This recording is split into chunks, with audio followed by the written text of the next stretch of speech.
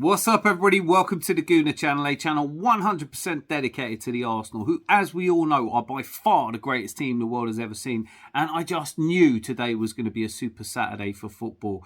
The starter, Liverpool, with a potential banana skin trip away to Brentford, who have their Ivan Toney back, who have been in good form, better form than the results suggest. They just beat Wolves convincingly, and I really thought that maybe they could get something out of this and put us in the driver's seat for the title run-in. Of course, Liverpool finished their chances brilliantly. They played a fantastic counter-attacking game. The header from Jota into the path of Nunez with an outstanding finish set them off. And look, be honest, it put a little bit extra pressure on Arsenal, who couldn't possibly play as well as we have done recently. Last week's demolition of West Ham, where we cleared the stadium, couldn't be repeated, could it? But then Martin Odegaard, Captain Martin Odegaard, in the 4th minute with a fantastically taken chance from a cross by Martinelli, who was dangerous all game. Just before half-time, Trossard won a penalty that Saka put away, despite Trafford diving the right way. And at the restart, Saka with the ball, instead of cutting inside like he normally does, went outside and blasted one past Trafford. Trossard got a 4th, a beauty, and even Havertz scored. So the narrative that Arsenal can't score goals without a recognised number 9, where's that now? We have the second most goals in the Premier League and the tightest defence. We did a wonderful job of improving our goal difference and have definitely put ourselves in contention. And if the main course wasn't enough to make you happy, well, the dessert was Manchester City playing at home against Chelsea. No one would have given Chelsea even the slightest chance of getting a draw. But it was a repeat of the game in the rain at Stamford Bridge, where Chelsea really stepped up today and got the draw, which means that, look, Manchester City will most likely beat Brentford midweek to go above us again. But this title race is well and truly on. And if Chelsea can go to the Etihad and get a result, there's no reason we can't. Let's not forget that Liverpool picked up extra injuries today as well, and they have a distraction of a League Cup final. Manchester City still have to go to Anfield, which could be further points for either one of the other two title contenders. It has been a fantastic day. Even Havertz scored. For all of the social media channels been hating on Mikel Arteta, saying we've spent too much money, that we've taken a step backwards. Well, here's some facts. We just won our first 5 games of the new year for the first time in our history. We're on track. We've got Newcastle to play at home after an away game to Porto, which I'm really excited about. I just wanted to say, Arsenal fans, we have so much to be proud of in this team.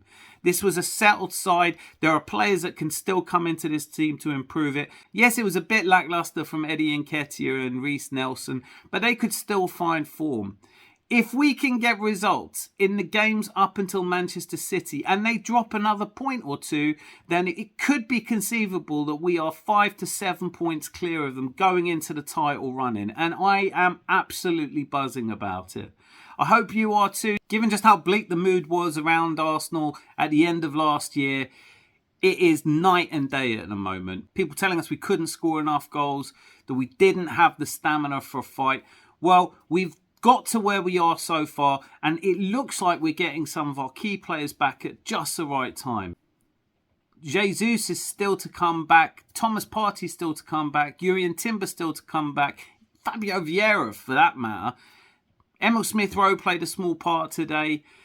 Reiss Nelson and Nketiah, the rotation is back. We look like we may have benefited this season from those injuries, which meant that those players couldn't come back, and that we might be going into a title run-in, unlike last season, full of energy.